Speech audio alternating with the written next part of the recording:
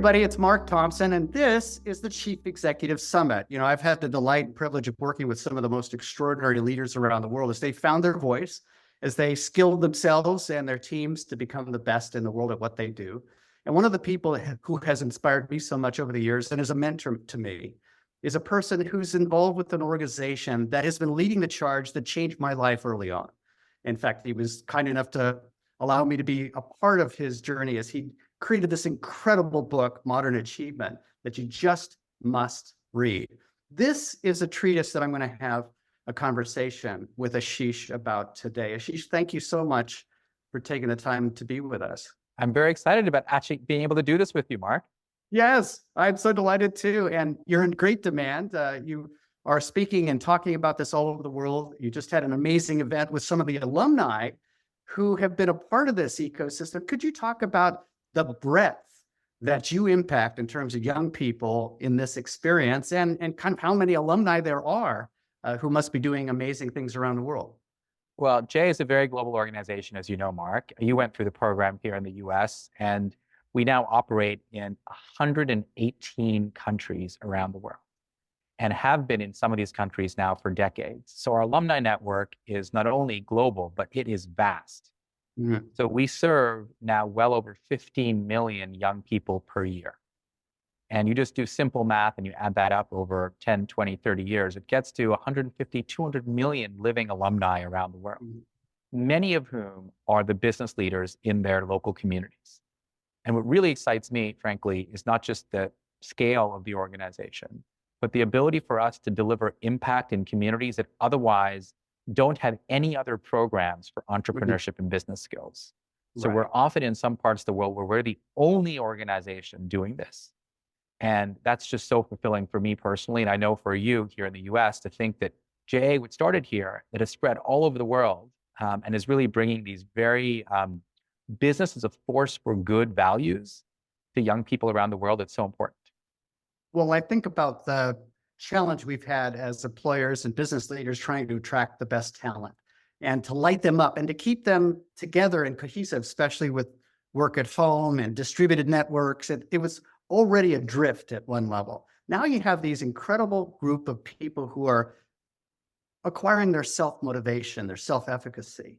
Could you talk about what the charter is there? What are you doing for these young people and what are some of the benefits they experience as a part of the program? Well, if you're a young person graduating now, whether you're coming out of high school or coming out of university, you're going to have a lot of change in your life. You're going to have at least 20 different jobs and at least 7 different careers on average. Now, some people will have less, of course, and some people will have more, but that's an average number. And no matter which way you look at it, that is a lot of change relative to certainly our generation for what we were prepared for. Right. So if you're going to have this much change in your life, you're going to have a different definition of achievement.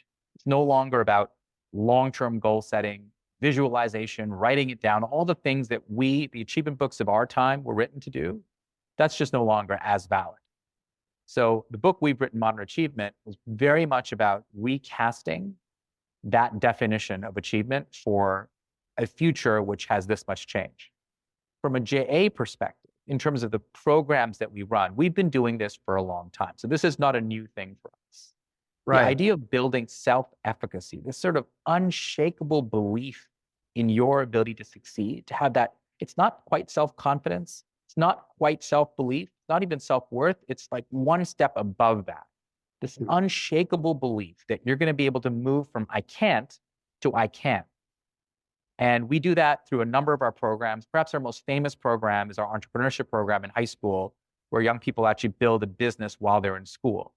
But in addition to that program, which now reaches about 500,000 young people per year, there are many other programs that we have, which are either shorter or for younger kids, that introduce them to role models. Everything from a career day where for the first time in their life, they get to meet somebody working in the business world in an industry they didn't even know existed. It really opens the mind up to the possibilities for these young people to start think of themselves differently and think of their career choices very different. So that's one of the things that I love about Junior Achievement is it really reaches people at the time of their life where they're deciding who they are and who they can become.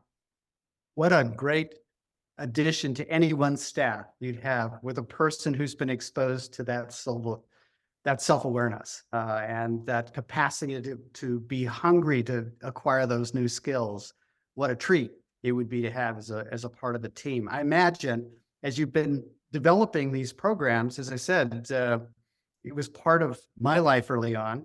And as you've shared, these are programs of self-efficacy that have existed for you for a long time. I imagine there must have been some surprise as you started to translate that into an actual book, Asheesh. I mean, what have you learned about this, or what has been hitting you the hardest that resonates the most as you describe this to now even a broader audience of people reading the book?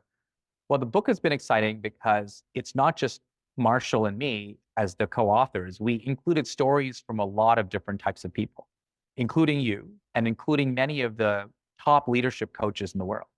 So we asked the question of really, all the people who we included, as you look back upon your life and have the benefit of perspective, what lessons do you want to share with young people? Mhm. When we asked that question, we got all sorts of different types of responses, which helped us organize the book into 30 lessons based on our lives, based on the feedback from leadership coaches. But then we asked young people, and we asked young people all over the world. This wasn't young people only in one country. So I'll give you one example of a lesson. This came from a young person who actually was educated in the US, but now lives in Dubai. And he said that one thing that had been critical for him is he made friends 5 to 10 years older than him. And those friends ended up being not only his role models, but who helped him land the next jobs. And if Right. you're going to have 20 jobs and 7 careers, networking is going to be more important in the future than it was in the past. And it was pretty important in the past. So this is just an example of a lesson that we learned from somebody else, not just what we brought to the book from our own experiences. That's extraordinary to think that they could kind of show the way in a world where there is that kind of uncertainty. What do you find are the traits of the people who are best able to be, as I guess, the combination of curious and perhaps resilient when you're thinking about that much change? Yeah, I mean, we all have heard all the buzzwords, whether it's curiosity, resilience, adaptability, learnability. I could go on. There's so many different ways to frame Hey, this ability to be flexible when needed. So we have a framework in the book, and it's a framework that I think you're aware, Mark, we use at Junior yes, Achievement called fixed, flexible, freestyle. There's right. some things that are globally fixed in our organization. There are many things that are regionally flexible. They change based on time and place, whether it's a program in Europe versus a program in Africa. Of course, they have to be different. And then there's a lot of things in our organization which are freestyle, which are based on the unique situation on the ground, whether it's at the individual level, where it's about the unique strengths of a person, or at the organizational level, where it's about the unique nature of the local organization. And the Mhm. vast majority of innovation comes, of course, from that freestyle part. So in life, as we get ready for a world with this much change, we've structured the book around fixed rules and lessons, flexible rules and lessons that change based on how old you are or where you live in the world, and freestyle lessons, which change based on your unique strengths. And that framing really helped us, I think, make the book effectively resilient and timeless, just like we hope, what we do in our professional lives are. That makes a lot of sense. When you now transport yourself into a time when you were acquiring some of these skills yourself and stepping into this role, you've been a serial CEO yourself before this gig. You now have a role where you have CEOs and former CEOs on your boards that you recruit both as sponsors and governors. You have, I think, this remarkable ability now to help create the next generation of CEOs. And that's who's really rising up through the pedagogy that you've created for folks. How would you think about what some of the key strengths are of people who have the capacity, and what do you kind of wish you knew about your showing up to becoming a CEO that might be in common with having that kind of pre-ultimate responsibility of the corner office? Yeah, no, it's a great question. And, one of the things about being a leader, whether you're a CEO or even have a different title, is really adjusting to the set of circumstances around you. So I've had really 3 significant leadership jobs, and they've each required completely different skills. Mm, The first was where I was the founder of an organization. When right. when you're the founder of an organization, no matter what comes out of your mouth, people think it's right. Particularly if you have early success, no matter, like, literally, I could have said, let's cross the street, and everyone would have crossed the street, even though it was to the wrong side. It was that kind of, I would say, control that comes with being a majority owner of an enterprise or a founder of an enterprise. My next leadership opportunity was I was hired by the VC firms to run an organization founded by others. Right. And that required a very different leadership skill set. It was about making sure the best ideas in the room got heard and selected. So I had so many people who were far smarter than me around the business we were building. And it was really making sure the right idea got selected. My current role is a vast global organization, over 100 countries. So really, my role is to enable other leaders to shine and be empowered. Because there's so many leaders in our organization. It's just a very, very large decentralized network. So my role at a global level really is to elevate those, particularly those who don't have a lot of power or don't have their voice heard, or particularly in growth areas, in growth markets, where sometimes, people ignore them, but they're growing. So it's really, in my mind, you adapt your leadership skills based so much on the context in which you have to lead. And for young people, though, they don't know that, of course, because they're being trained. So you start with the basics, which is why this fixed, flexible, freestyle framework really works. There's some things which are just, of course, fixed. I think a good example of, what's fixed, at least it's in our book, and Marshall, of course, loves this as well, is the idea of going meta. You're familiar with meta learning now? Sure. It's used in almost every university now has meta learning. Right? We didn't have it when we grew up. When we grew up, we went to school, we studied everything in the book, we went to the next lecture. Now you study everything in the book, and for 5 to 10 minutes, you take a moment and you actually reflect and write down what you learned. I mean, go figure. You actually step back, you almost step out of yourself. Like, imagine if you were to just elevate yourself to be on the ceiling of the lecture hall, of the classroom. You look down and say, what did I learn? And that meta learning is an example of a fixed lesson that applies. If you're going to have 20 jobs and 70 careers, you need to take a moment to breathe, step back, and figure out what you've actually learned before you do the next thing. That makes perfect sense. I'm thinking about other contexts where it's life and death. Leaders in the military or in emergency services, having the checklist manifesto. So they have the context, they know what they need to do, but first they need to know what they're applying this to. And so having that meta visual is absolutely key. Do you find that as you think about this next wave, not only will they have so many jobs, what would you say are some of the trends and patterns of what is most valuable to this programming that you're doing right now? There must be, centers of gravity that are emerging, and it ain't all just AI, right? It's not all just AI. Of course, AI has a huge impact on our work and will continue, I think, for a long time. I think sustainability is another area that we've realized, 70%, this will shock you, 70% of the student businesses created in high school. I mentioned that 500,000 number as a number of young people who go through our high school entrepreneurship programs around the world. 70% of the businesses created have to do with sustainability.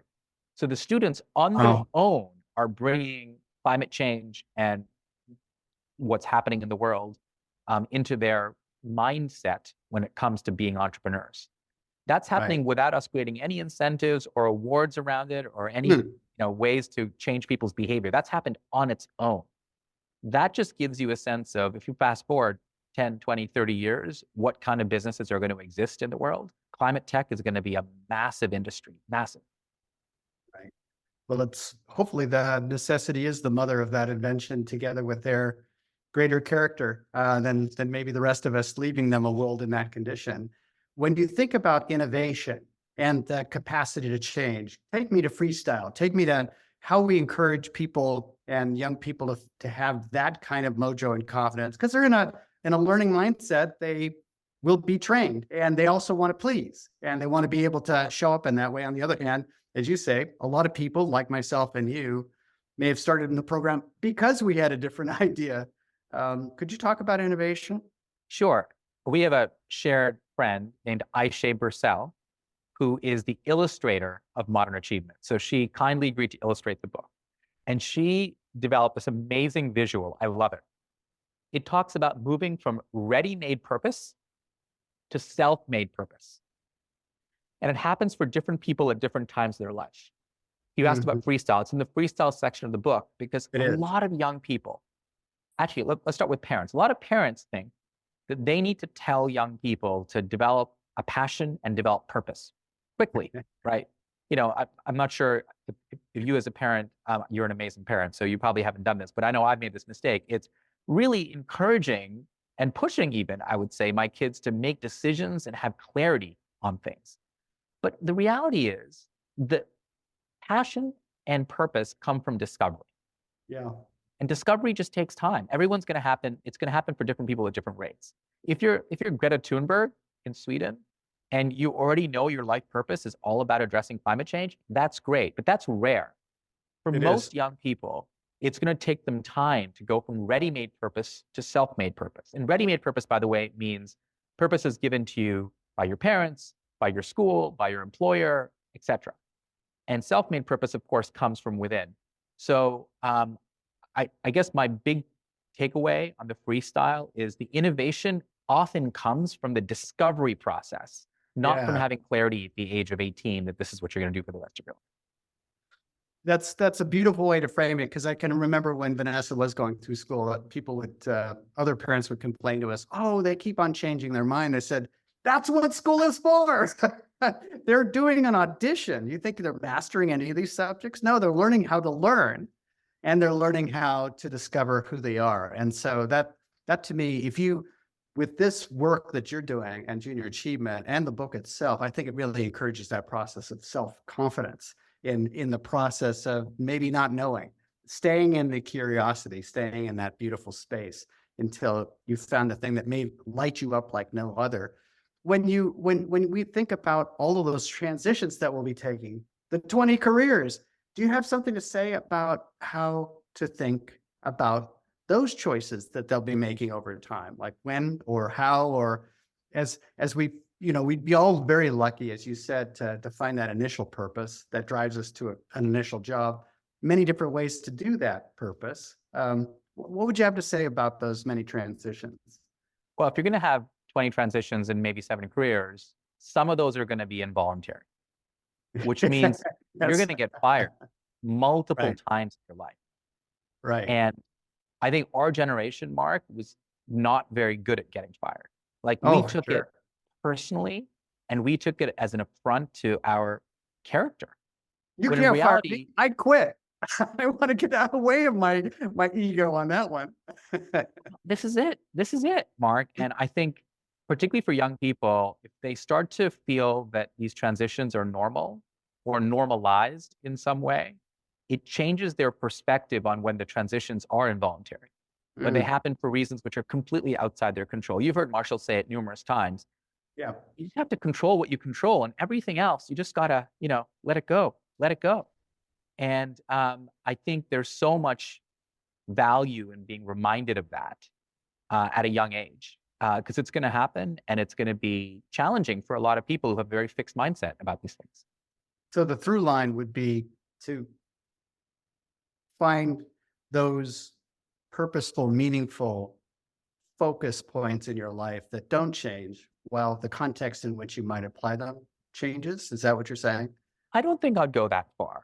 I would say, knowing there's going to be these many transitions, focus on the skill set and mindset which would allow you to thrive during these transitions. It might not be purpose. It might not be a passion through line. It might be an opportunistic through line. It might actually be the network of the people 5 to 10 years older than you. I'm guessing many of the people who are listening to this don't feel that they had a career trajectory that was void of luck. No, there was no. So, and if there was one, this wasn't it. So this is my point. So, we know that a lot of leaders have got to where they are because of a lot of luck. So as Asanya and Sang, another person who we share in common, she has a lesson in the book, and she calls it planning for serendipity. I love it. I love it. Because I think that's really, to some degree, what success is going to look like even more when we have this many transitions. Mm-hmm. Yeah, it certainly does. Think it certainly would stand to reason that it will be that ecosystem also that contributes to this, as you say, that network, that the other people that you know. Any lessons about that in terms of relationships and the ecosystem that you build in our careers? So we Mean got so another much lesson in the book. to us. It's called Make Other People's Goals Your Own. Okay, this is in the flexible section, so it's not for Yes. everyone. Depends on what age you are and where you live in the world.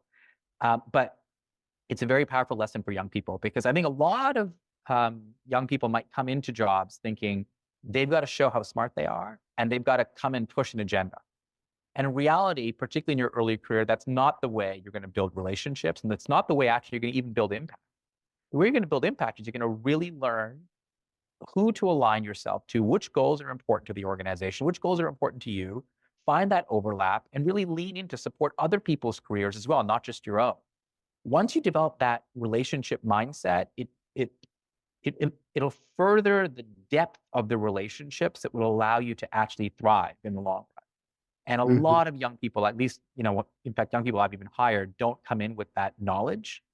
They've been told something else and they come in with almost an agenda to push. And that Yes. just doesn't work.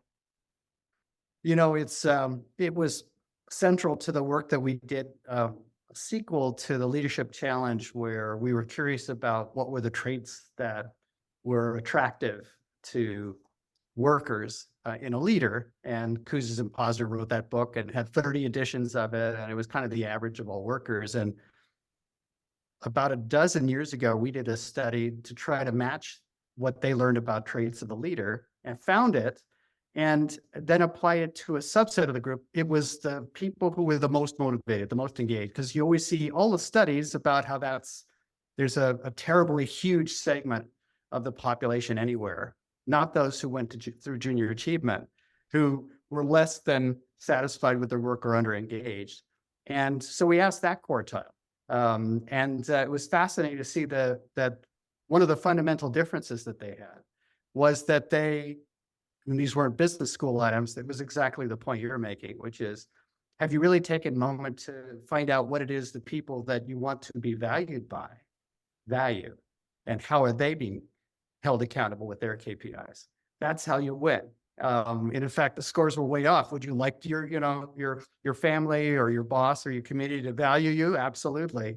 Do you know what they value? Not really. And so that lesson, I think, is so powerful. It's something that you've done so brilliantly well, I think, in enabling and engaging the young people who go through your program. And I think Modern Achievement is a treatise that's frankly overdue in all of our lives. If we had that when we started out, maybe we would have been able to get started on the right 20 transitions and the right 7 jobs earlier. Asheesh, what do you think? Well, listen, I think one thing JA does really well around the world is we bring volunteers to tell their stories and their life lessons into classrooms, right? We've done it in the form of this book, but even some of your listeners who might not be aware. I mean, you've done something, Mark, which I don't think most people know. You were the keynote speaker at our 100th anniversary gala. Most people don't know that. We had And Dr. Jim Kim. That's why they Dr. don't Jim remember. Kim, of course, you introduced Dr. Jim as well. And thank you for that relationship that you brought to us. I will say that there's so many different ways to volunteer your time to help Mhm. young people and help the next generation. What Jay has done effectively is build a platform to do that. You can do that through local volunteering. You could do it through keynote speaking. You could do it through board service. There's so many different ways to get involved. And I think what really I've realized in my own leadership journey is the satisfaction you get out of empowering the next generation is really second to none. I mean, it is energizing. It keeps you young. It makes you learn new things. It's like reverse mentoring on steroids. It's just been so much fun for me as a staff member, but also as a volunteer, as I get a chance to travel around the world and actually serve on different boards. It is so energizing. Well, I'd say that's a great lesson and a great place to recruit everybody who's listening today to realize that the only thing that's better than finding our own way is to help others find theirs. And that's what you do so well. Thank you for inspiring me and the millions of other lives that you've and your organization has touched, Asheesh. Thank you. You're a gift to the world, and the programs that you're leading, I think, really are the game changers for many of us in our lives. So thank you for being here today, and thank you for being who you are. It's such a pleasure, Mark. Thank you.